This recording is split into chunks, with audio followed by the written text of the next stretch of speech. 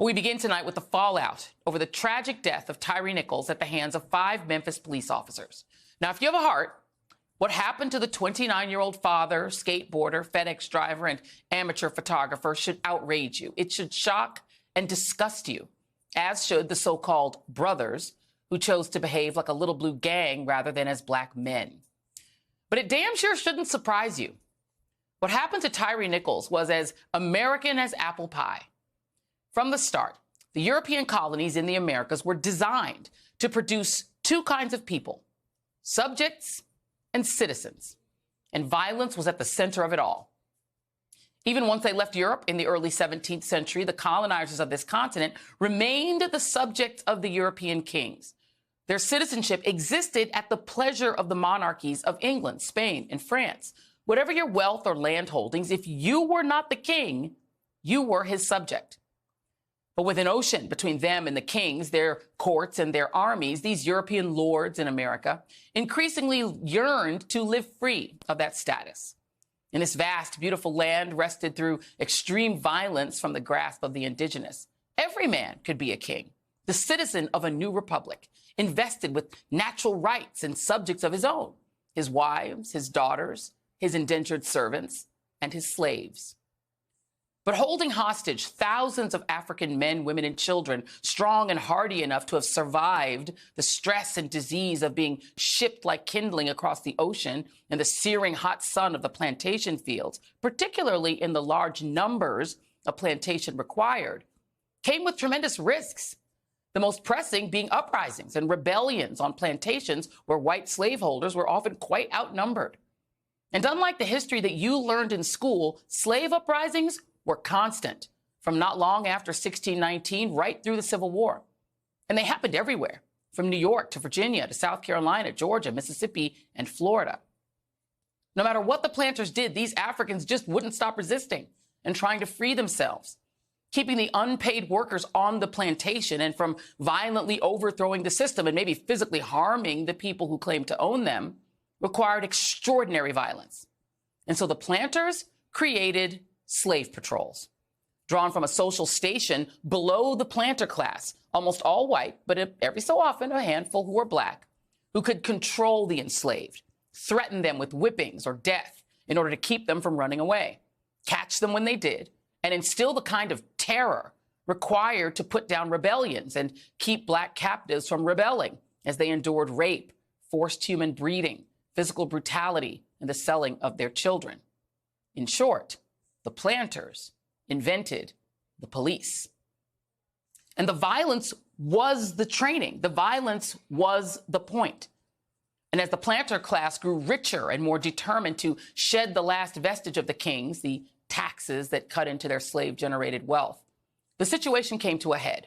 In Virginia, in 1775, here is a clip from the 1619 Project documentary on Hulu. But when enslaved people continued to self-emancipate and presented themselves to Dunmore, he saw an opportunity to shore up his ranks by declaring he would free any enslaved person who agreed to fight against the colonists. Dunmore issued that Emancipation Proclamation in November 1775, and that Emancipation Proclamation infuriated white Southerners, because this building is supposed to symbolize white rule over blacks, and now the guy inhabiting that building has turned things upside down and is leading blacks against whites. So you have this situation where many Virginians and other Southern colonists, they're not really convinced that they want to side with the Patriots. And this turns many of them towards the revolution. Is that right? If you ask them, it did. 404 years later, the United States is still a land of subjects and citizens. I mean, it's more subtle, of course, but the basic structure is still the same. White Americans, unless you are poor or disabled, enjoy the full benefits of citizenship. You can generally vote without impediment, as long as you're not a woke student who prefers the convenience of a drop box. Your family has never faced violent reprisals for trying to go to school or to work. You can live wherever you want without fear of reprisal, rejection, redlining, artificially reduced property values, or your neighbors calling 911 because they don't believe you live there. Historically, America's citizens have felt free to lynch, to riot numerous times from Reconstruction through the 1930s, all the way up to January 6, 2021. They have felt entitled to overthrow the government when they don't like the outcome of an election. As a citizen, the police generally serve and protect you, your property, and your social comfort. Citizens feel free to scream at the police when they're pulled over, or even to swing their fists at them. They get fed by the police after they gun down a church full of worshipers. They calmly surrender after committing a massacre. But those in this country who are still treated as subjects, Black folks, regardless of wealth or status, brown folks, AAPI Americans, poor white folks, non-white immigrants, and others who live at the margins of citizenship, live with the constant risk of housing and job discrimination based on your race, your social status, your hairstyle, or your last name. Higher interest rates and inadequate services in the zip codes you somehow always seem to get routed to. You might face discrimination at the airport and extra surveillance based on the outward manifestation of your religion.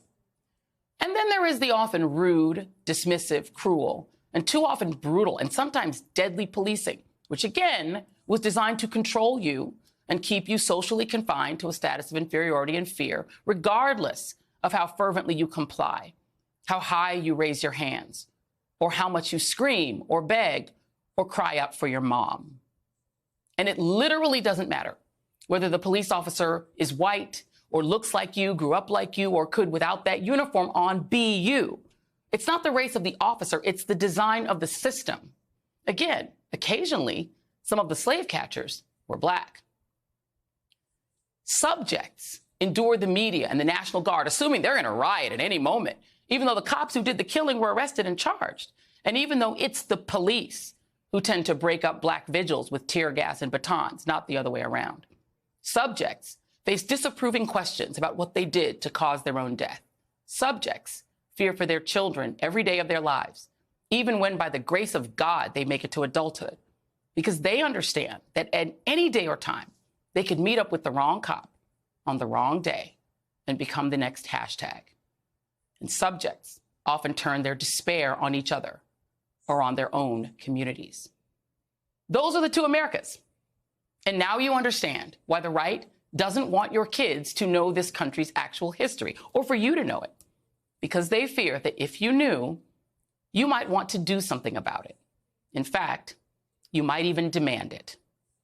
And joining me now is Mark Claxton, director of the Black Law Enforcement Alliance, and Rashad Robinson, president of Color of Change. My friends, thank you both for being here. And, I do want to start with you, Mark, because when I, watched this video live with everyone else on TV, it disgusted me, but it wasn't surprising to me. And everything that I saw happening in that video sounded to me like it is the training. 71 commands, show me your hands, well, they've got the hands pinned down. Things he couldn't possibly do. Stop resisting when he's not resisting. Putting people in a position where you can't comply, and yet they're yelling into the body cam, comply. To me, that just proves the point that I was trying to make, that policing is about control. It's about putting a certain amount of fear into people. It isn't policing in a lot of ways. Your thoughts? Well, first off, Joy, let me assure you that you had the proper reaction to observing on video a lynching. You had everything in context. And the feelings that you had watching that video, I had some of those very emotions as you were giving some historical context to policing, the policing profession and this policing culture that we have. And it also gives some significant context to how we get to the point where you have Black police officers, if you will, buying in completely to the system, enough that they would engage in the subjugation of their very people that they came from, that they understood, the culture that they understand and come from. So it is very telling about the strength, the resilience, the stubbornness, the allure of toxic police culture. But it's also very important that we maintain this historical context that you laid out so brilliantly. Let me ask you this, Mark, because the two things that to me I hold in my mind is that what happened to these officers in terms of them being charged immediately with crimes, having their brutality against this man exposed immediately, that's the way it should always happen. What I cannot imagine is 5 white police officers doing this to a black man and getting the video that quickly. What I cannot imagine is 5 black police officers doing this to a white person in Brentwood, or in a part of Memphis that was affluent. I mean, the thing is, they understood not just what in their mind they could get away with, but they understood who they could do it to. In their mind, they could do it to him. Is that wrong to say, as somebody who yourself was a police officer? There is quite clearly a dynamic involved in this particular case that makes it unusual, if you will. And I think a lot of people have not really addressed it fully because we've been so focused in on the barbaric nature of this lynching that we haven't considered and examined the role, the continued role that race plays in policing in general, and race is playing in this specific case.